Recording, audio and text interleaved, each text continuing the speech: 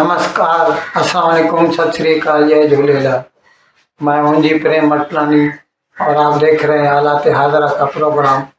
हकीकत ये है, इब्तिदा में आपसे दरख्वास्त है चैनल ज़रूर सब्सक्राइब करें।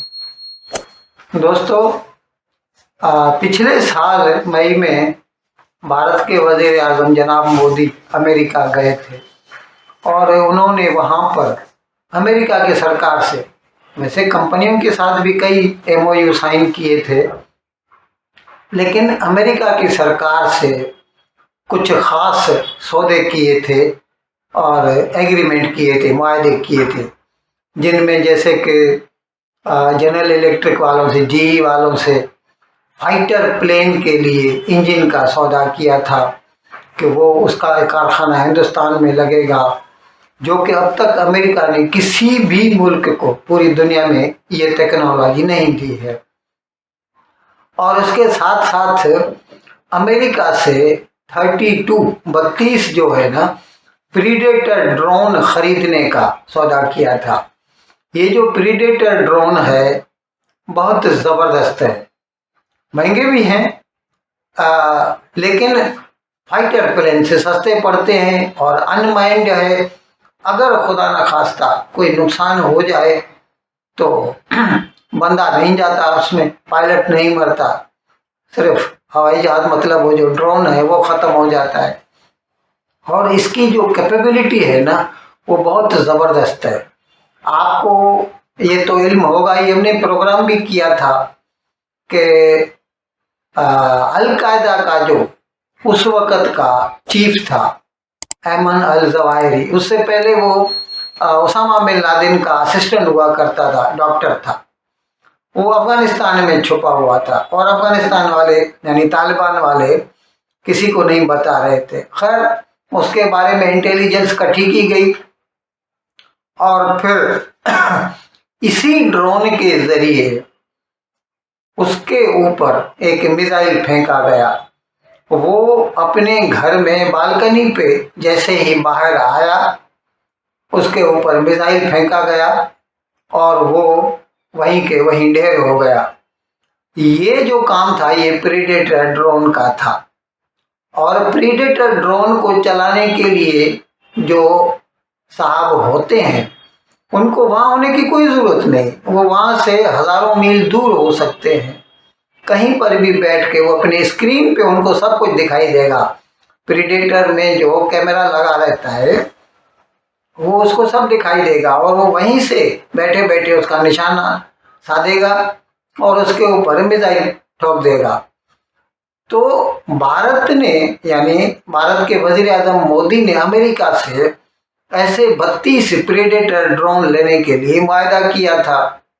अब जाहिर है अमेरिका में जमहूरियत है, हर चीज की मंजूरी पार्लियामेंट से लेनी पड़ती है। तो अब जब उसकी मंजूरी के लिए ये कांग्रेस में ये रिजोल्यूशन गया, तो कुछ लोग हैं जो भारत के मुखालिफ हैं। हर जगह होते हैं, ज़रूरी नहीं कि सब लोग भारत को पसंद भी करते हैं। और ख़ास तौर पर जो पाकिस्तान लॉबी है या सिख लॉबी है, वो तो कोशिश करेंगे कि ऐसी चीज़ें भारत के हाथ ना आए। तो उन्होंने ये जो कानून वाला बीच में किस्सा हुआ था, पतवंत सिंह कानून जो है, जिसके लिए अमेरिका ने हिंदुस्तान के ऊपर इल्ज़ाम लगाया था कि हिंदुस्तान ने उसको मारने की कोशिश की है, वो कि अभी तक वो उसके लिए सबूत फराहम नहीं कर सके। खैर, ये एक अलग किस्सा है। तो उसके जो हामी और हैं भाईबंद, उन्होंने कोशिश की कि ये जो भारत को 32 प्रेडेटर ड्रोन देने का मसला है वो खटाई में पड़ जाए। तो कई दिनों से इस बात पे मतलब बातचीत चल रही थी कांग्रेस के अंदर, लेकिन शुक्र है कि कल इसकी मंजूरी मिल गई। कांग्रेस ने मंजूरी दे दी है। अब अमेरिका की सरकार इसका नोटिफिकेशन निकालेगी और उसके बाद फिर इसकी जो है डिलीवरी शुरू होगी। इस सिलसिले में हम आपके ये गोश गुजार करना चाहते हैं कि जब से ये इसराइल की जंग शुरू हुई है, यानी पिछले साल के 7 अक्टूबर से, उसके बाद से इसराइल को नुकसान पहुंचाने के, ऐसे कहते तो वैसा ही है, ईरान के जो मतलब हवारी हैं साउथ यमन में, हूती जिन्हें कहा जाता है, अब्दुल मालिक हूती है उनका मुखिया, उनकी तरफ से रेड सी यानी बहिर अहमर में जो भी कार्गो शिप वगैरह, हकीकत में है गलत कार्गो शिप के ऊपर हमला करना, फौजी शिप हो फिर आप उसके ऊपर हमला करें तो कोई बात बनती है, लेकिन बुज़दिल है तो उन्होंने तेल के जो टैंकर शिप हैं या दूसरे जो हैं उनके ऊपर हमले शुरू कर दिए हैं, मिसाइल फेंकते हैं, रॉकेट फेंकते हैं। तो इसके बचाव के लिए अमेरिका ने तो कहा था कि हम भेज रहे हैं अपने, लेकिन लगता है इसके बचाव के लिए सबसे ज्यादा जो काम कर रहा है ना वो हिंदुस्तान ही कर रहा है। बात भी सही है, बहिरे ओशन, बहिरे हिंद की बात है, इंडियन ओशन की बात है, तो हिंदुस्तान का फर्ज बनता है। लेकिन कंपैरिजन में अगर अमेरिका के देखा जाए तो हिंदुस्तान इतनी ताकत तो नहीं है, लेकिन फिर भी हिंदुस्तान अपनी सही पूरी कोशिश कर रहा है और उसने कईयों की मदद की है। हूतियों के खिलाफ जो हूती जिनके ऊपर हमला करते रहते हैं उनसे बचाना है, या जो सोमालिया के कज़ाक हैं, पायरेट्स हैं, जो कि हाईजैक करना चाहते हैं ऐसे जो शिप हैं और फिर उनसे रैंसम मांगते हैं, उनसे फिरौती मांगते हैं। हिंदुस्तान की ज़ुबान में तो अंग्रेज़ी में रैंसम कहते हैं, हिंदुस्तान की ज़ुबान में फिरौती, पाकिस्तान की ज़ुबान में शायद बता कहते हों, वो मांगते हैं। उनसे भी बचाने के लिए हिंदुस्तान खासा काम कर रहा है।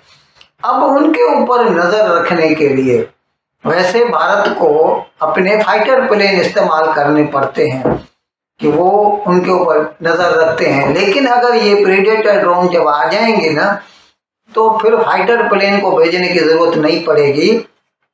ये जो सर्वेलेंस इसको कहते हैं अंग्रेजी में, सर्वेलेंस के लिए भी ये प्रेडेटर ड्रोन इस्तेमाल हो सकेंगे और वहीं पे बैठे बैठे हिंदुस्तान का जो इंजीनियर होगा, फाइटर इंजीनियर, वो वही फैसला कर सकेगा कि अगर कोई दुश्मन है तो उसके ऊपर मिसाइल भी फेंक सकता है या उसे डराने के लिए भी उसके ऊपर हमला कर सकता है, ताकि कोई इस किस्म की शैतानी हरकत इंडियन ओशन में न कर सके।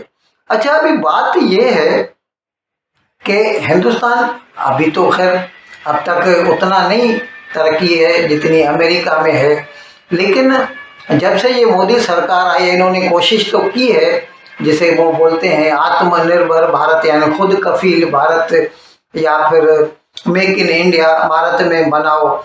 इसके तहत अभी डिफेंस की भी कई चीज़ें जो दिफा में यानी जंग में इस्तेमाल होती हैं उनकी भी कई चीज़ें अभी भारत में बनाई जा रही हैं, जैसे फाइटर प्लेन हैं, टैंक्स हैं, ऐसी कई चीज़ें हैं। तो ये जो मतलब ये जो ड्रोन की है टेक्नोलॉजी, हिंदुस्तान में बनते हैं ड्रोन, लेकिन इतने सोफिस्टिकेटेड नहीं है। और डिफेंस की चीज़ें बनाने के लिए भारत में सरकारी एक organisation, defence research and development organisation, जिसे DRDO भी कहा जाता है, उसका काम ये है। लेकिन हकीकत में होना ऐसा चाहिए कि भारत को चाहिए कि भारत की जो सरकारी जो ऑर्गेनाइजेशन है वो सिर्फ रिसर्च में काम करे, टेक्नोलॉजी बनाए, और बाकी जो एक्चुअल मैन्युफैक्चरिंग है वो प्राइवेट सेक्टर को मुंतकिल कर दे, उन्हें ट्रांसफ़र कर दे। टाटा है, लार्सन एंड टूब्रो है, अदानी है, कई कंपनियां मिल जाएंगी उनको अगर टेक्नोलॉजी दी जाए, और वो चीज़ जाहिर है वो लोग खुद भी इस्तेमाल कर सकें, यानी भारत की सरकार को भी बना के बेच सकते हैं और बाहर एक्सपोर्ट भी कर सकते हैं। तो ये विन विन सिचुएशन होगी अगर प्राइवेट सेक्टर और पब्लिक सेक्टर या गवर्नमेंट की जो ऑर्गेनाइजेशन है आपस में कोलैबोरेट करें और ये चीज़ें बजाते खुद बनाए, और इससे फिर क्या होगा कि फिर अमेरिका या कोई भी ऐसा मुल्क जो है वो भारत की आर्म ट्विस्ट न कर सकेगा, यानी वो अपनी नाजायज जो है मांगे नहीं मनवा सकेगा भारत से। इन अल्फाज के साथ आज का प्रोग्राम ख़त्म करने की मैं आपसे इजाज़त चाहता हूँ, लेकिन विदाई लेने से पहले एक मरतबा फिर आपसे मेरी दरख्वास्त है कि जिस किसी साहब या साहिबा ने अब तक हमारे इस चैनल को सब्सक्राइब नहीं किया, अज़राए करम इसको जल्द से जल्द सब्सक्राइब करें, प्रोग्राम को लाइक करें, शेयर करें और एक घंटी का बटन दबाना न भूलें। बहुत बहुत शुक्रिया। खुदा हाफिज़।